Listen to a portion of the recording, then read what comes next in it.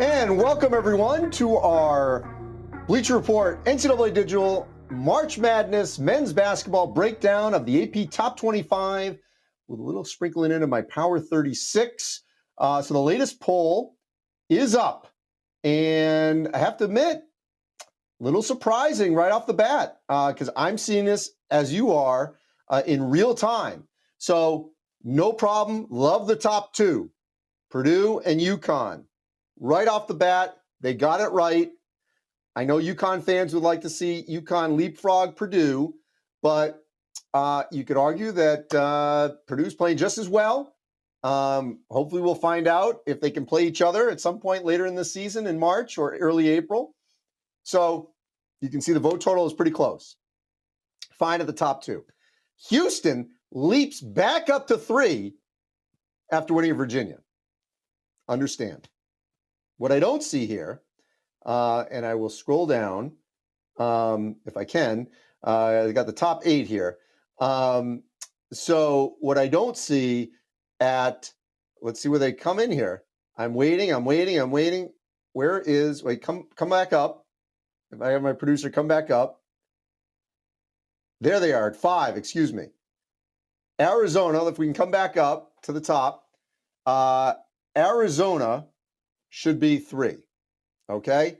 Arizona should be 3 instead of 5 because Arizona, in back-to-back weekends, had significant victories over Indiana and Las Vegas and at home against Tennessee.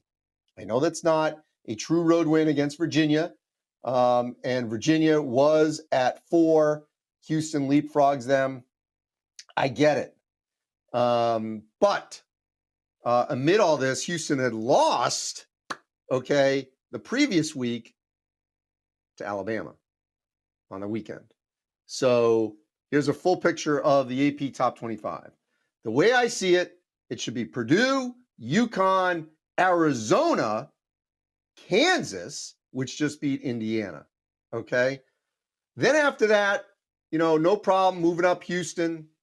I wouldn't slide Virginia too far back. I think I had them at 8. Alabama needed to drop a little bit more, I thought, from 9 after losing, obviously a very good Gonzaga team, which now moves up to 11. But it's the fact they gave up 100 points to Gonzaga in Birmingham. So it's a neutral court, but not a neutral site in terms of crowd. So there's no question that it should have hurt them a little bit more. My number 5, okay, after that top 4 I just rattled off for you, was UCLA. UCLA, which checks in at 13, was 5 in my poll, okay, 5, because they had an unbelievable week on the road at Maryland. I know Maryland had been struggling, sold out Xfinity Center. Great win. Never was a game. Dominated them. Then on Saturday, I was there, and they beat Kentucky, held them to 53 points, I think. So under 60. I think Maryland only got to 60 at the end. So their defense was phenomenal. Jalen Clark did a great job. I love Jaime Jaquez and Tiger Campbell, the way they're playing right now. So I had UCLA at 5. So I think they're way too low at 13. I think Duke is too low at 14. I like Mississippi State in the middle there, undefeated. Like that one a lot. Let's go to the back part here. Love seeing Marquette and Arizona State in this poll. Correct move. Right on, AP. Marquette beat Notre Dame, and they've already got a win over Baylor. Arizona State, only 1 loss. They just beat Creighton. Auburn, I'm sorry. You got to get out of the top 25. You're out. You just lost to Memphis. Is your best win right now Northwestern by 1? You're out of the top 25. See ya. Kentucky at 19, I'm okay with. Indiana 18, even after losses. I'm all right with that. It's interesting that Ohio State got bumped because of a Pete Nance shot. They played great with a double-digit lead in an unbelievable atmosphere at the Garden. You see below me here, those results. That game was one of the best games I've seen in a long time, 89-84. That was in overtime, Carolina over Ohio State. Carolina feels back to me. So the question is, where is North Carolina? They've won a couple in a row, and they just beat Ohio State, which was ranked, in overtime at the Garden. I think Carolina should be in the top 25. They're playing much better. They had a little bit of a skid. Schedule didn't help. So you see those results that I just referenced, all of them on your screen. The other schools in this list, I have no issue with. Baylor got a scare from Washington State for a little bit on Sunday night late. But otherwise, I'm okay with this grouping. A school that's not in here that I think needs to get in there is that New Mexico, undefeated right now in the Mountain West Conference. So there's no question that I think they should be ranked as well. So just a quick recap before we go to our questions. I think Purdue 1 is tremendous with UConn 2. You want to flip them, that's up to you. Right now, those are two of the best teams in the country. The other teams that are playing the best basketball right now, and to me would be 3-4. Arizona, if you've watched Arizona the last 2 Saturdays, against Indiana in Vegas, home against Tennessee, you cannot put Arizona in the top 4. I mean, you have to have them in the top 4, excuse me.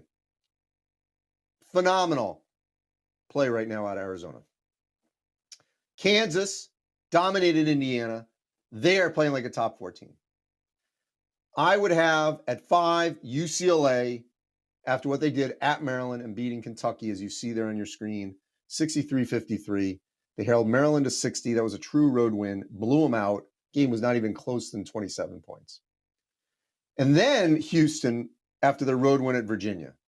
Remember, Houston lost to Alabama, which then Alabama in Birmingham lost to Gonzaga, who's starting to play much better basketball. Drew Timme was my National Player of the Week with the play that he had, the production he had against Alabama and Birmingham.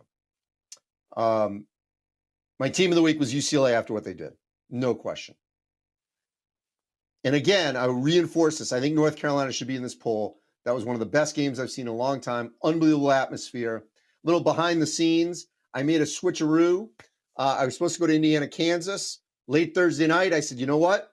I don't have a great feeling about this game, how competitive it's going to be. I got to get to the Garden. I was in Chicago for the Big Ten Network. I switched my plans. I made the right call. So thank you for the support for NCAA.com to help endorse on that. Right call for that doubleheader. Unbelievable game. Carolina, Ohio State, and then Kentucky, UCLA. Great atmosphere. Loved it at the Garden. All right. Mississippi State still undefeated. So you got undefeated teams, Purdue, UConn, Mississippi State. The other two are New Mexico and Utah State, and I think New Mexico should be in there. Utah State's played a soft schedule, but they're still undefeated. Ryan Feathers, you're upset that Arizona has no bench? You know what? You don't want to play Arizona.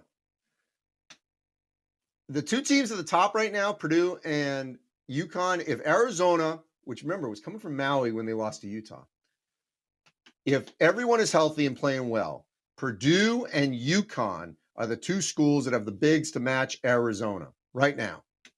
So we'll see if that holds. But I feel comfortable saying that I could see Purdue, UConn, and Arizona all playing in Houston. I mean, those are the three I feel the most comfortable with right now. And we'll see about the other four. So that's my three of my final four right now. So, you know, biased Vol fan says Tennessee's best player didn't play. Hey, it was a good game. Tennessee's good. That's why we got them. How does Gonzaga jump Baylor when they lost head-to-head? Okay, this question comes up a lot. The head-to-head matters in that week, okay? That was 3 weeks ago in South Dakota. Close game. It doesn't, I mean, it matters, but this week, Gonzaga had a much better win than Baylor. Gonzaga winning in Birmingham against Alabama is a better win than Baylor beating Washington State in Dallas. You can't just deal with a head-to-head earlier in the season and say, oh, that team should be ranked higher. Because if that's the case, where is Texas Southern? Texas Southern beat Arizona State. Arizona State's 25. Where's Texas Southern? Where are they? You know, UCLA lost to Illinois. They're 13-16. Why? Because Illinois since then lost to Penn State. UCLA just won at Maryland, which by the way, beat Illinois. So context matters. When we do these rankings matter. Seeding is a different animal, okay? I'm not worried about Alabama's seeding. They've got great wins. So, Jay Kilroy 3 says, Purdue does not deserve to be number one. Oh, slow down there, man. Look at results, okay? Have they had close games lately at Nebraska and against Davidson? Yes. Did they win? Yes. Found a way to win. 2, that was a true road game at Nebraska. And look, true road game at Butler. UConn played great.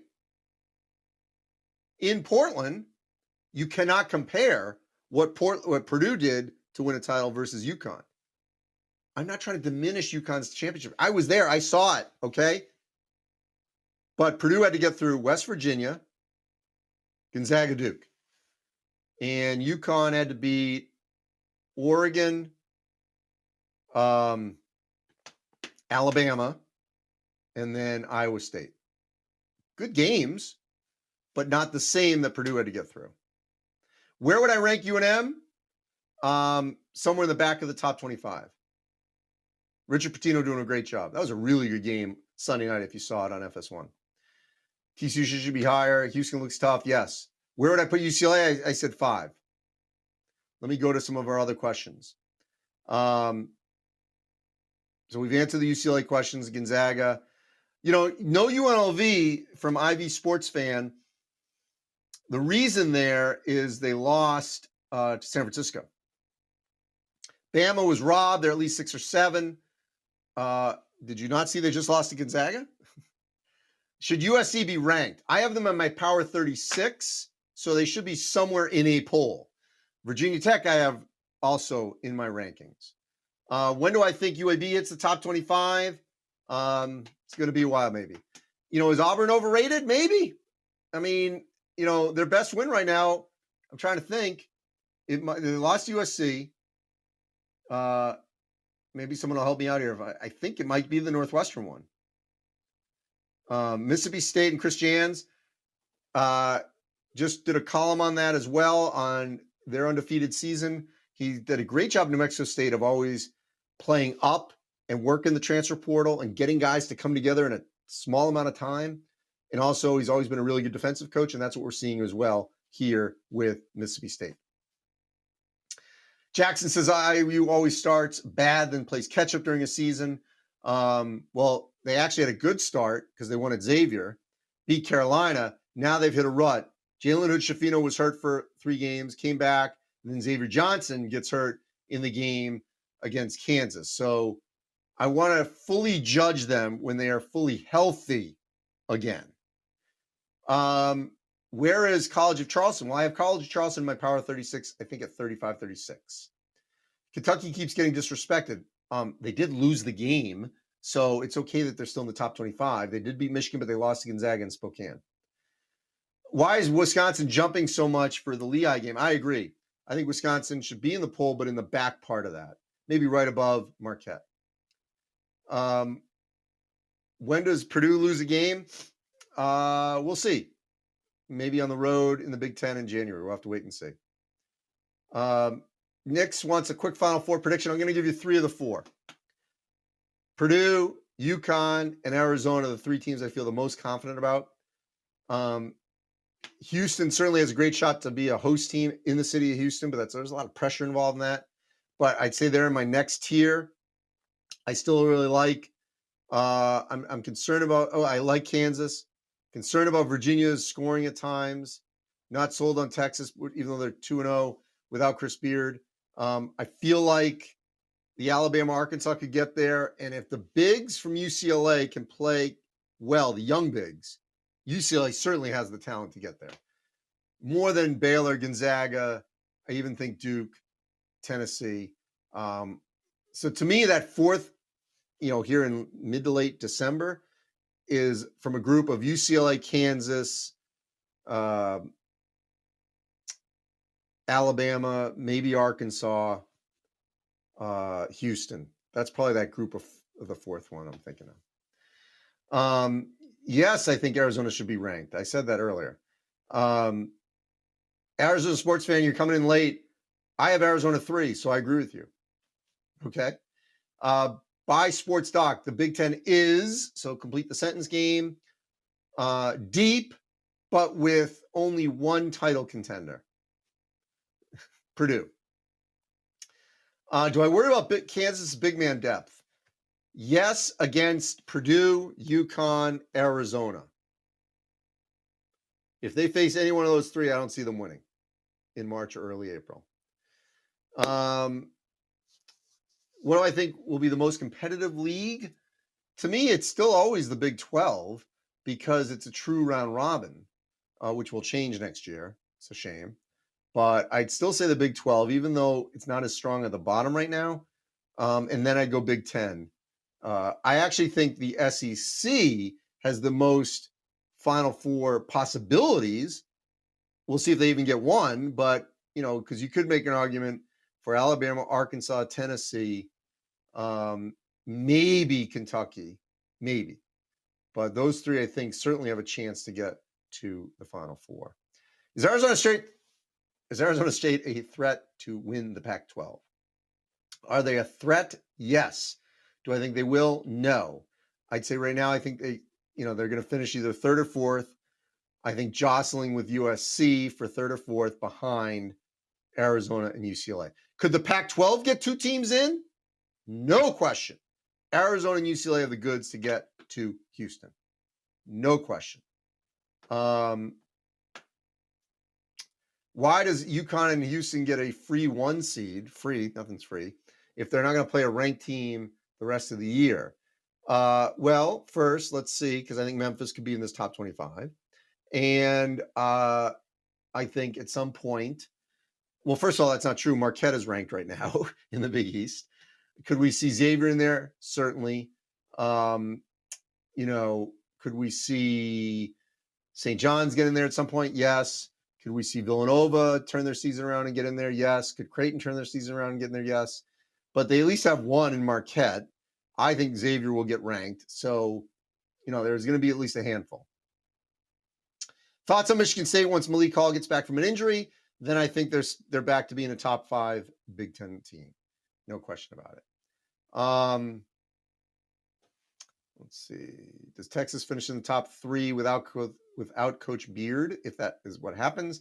Yes, they definitely can and probably will. Who's Purdue's biggest threat to win the Big Ten?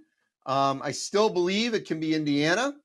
I don't know how much I trust Illinois, but they certainly have the goods to do so. But I think it's going to be in that grouping. I'm not dismissing Michigan State yet as a title contender in the Big Ten. Is Bobby Hurley a Coach of the Year candidate? Yes. Could he get beaten out by his brother Dan Hurley? Yes. By the way, it's going to be incredibly difficult to hand out that award this year because I don't know how you discern, Hurley, both Hurleys, Matt Painter, Kelvin Sampson, Tommy Lloyd again, Tony Bennett,